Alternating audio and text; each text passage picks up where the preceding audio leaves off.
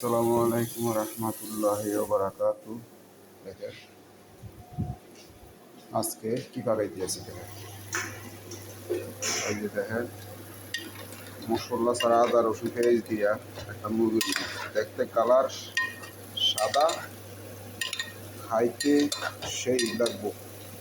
দেখবেন সাদা কেমনে খায় আমি এরকম ভাববেন। আর দেখেন মাছের একটা এই আমি পেঁয়াজ আদা রসুন টমেটো কষাইছি, মাছ ভাজিয়ে রাখছি। মাছের একটা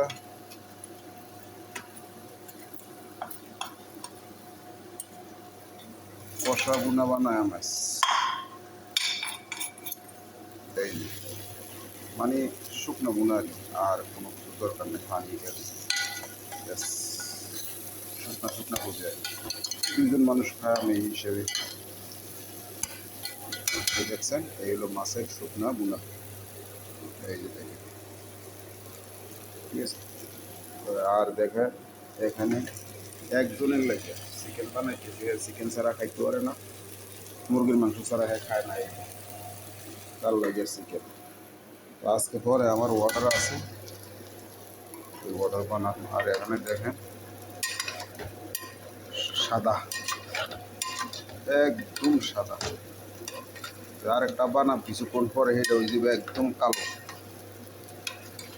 ঠিক আছে।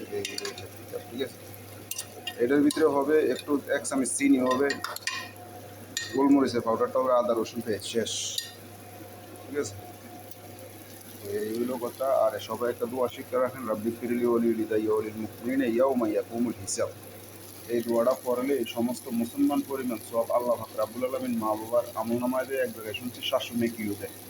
তো করবেন, দোয়াটা তো তেমন বড় না, তুই একবার ট্রাই করলে ওই দিব। ওকে, আসসালামু আলাইকুম।